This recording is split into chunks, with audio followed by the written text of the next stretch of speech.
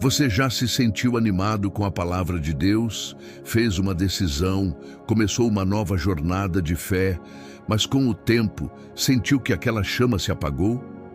Porque tantas vezes a semente da verdade que é plantada em nosso coração não parece dar os frutos que esperamos? Jesus, o mestre contador de histórias, contou uma parábola que é a chave para entendermos isso. Curiosamente, não é uma história sobre a qualidade da semente ou a habilidade do semeador. A semente, a palavra de Deus, é perfeita e poderosa. O semeador, Deus, é perfeito em seu trabalho. A história é inteiramente sobre a condição do solo, sobre os diferentes tipos de coração que recebem essa semente. Hoje vamos olhar com honestidade para a parábola do semeador e descobrir que tipo de terra o nosso coração tem sido.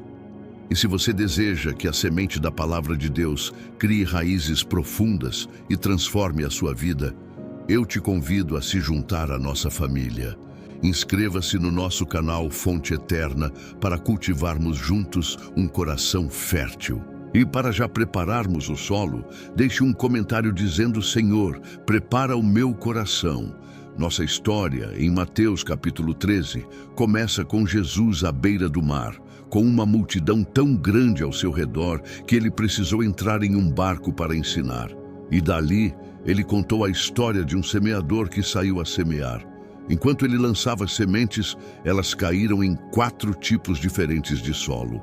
E mais tarde, em particular, Jesus explicou aos seus discípulos o significado profundo por trás de cada um deles. O primeiro solo é o da beira do caminho.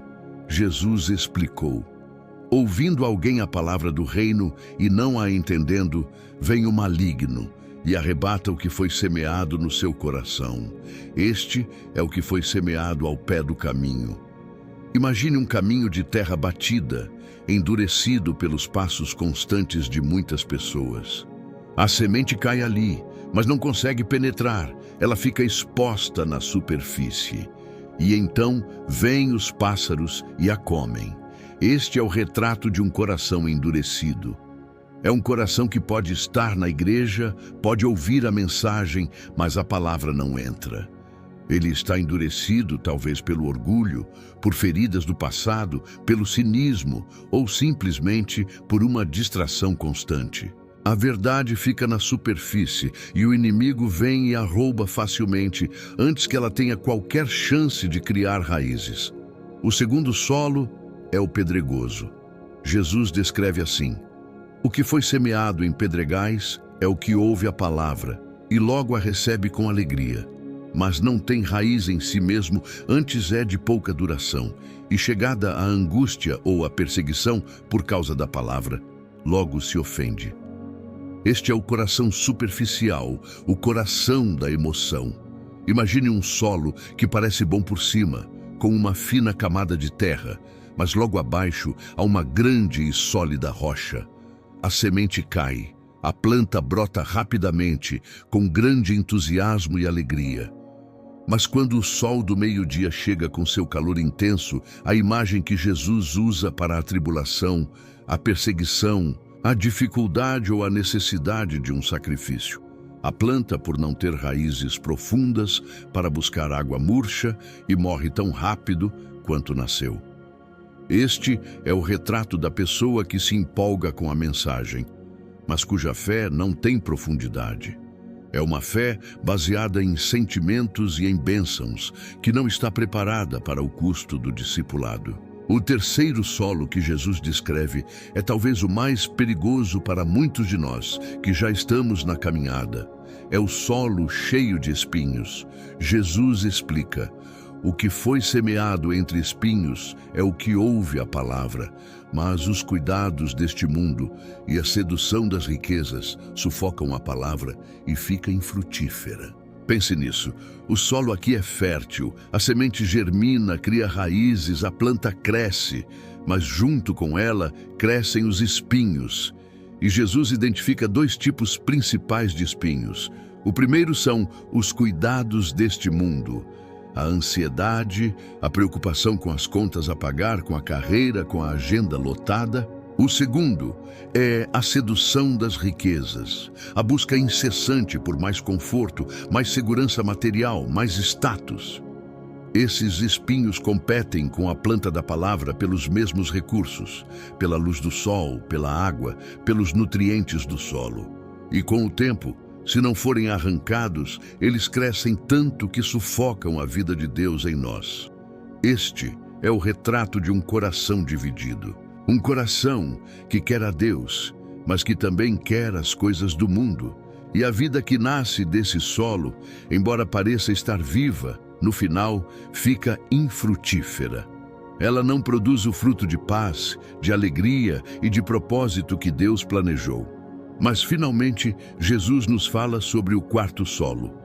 Mas o que foi semeado em boa terra é o que ouve e compreende a palavra, e dá fruto, e um produz 100, outro 60 e outro 30. O que torna este solo bom?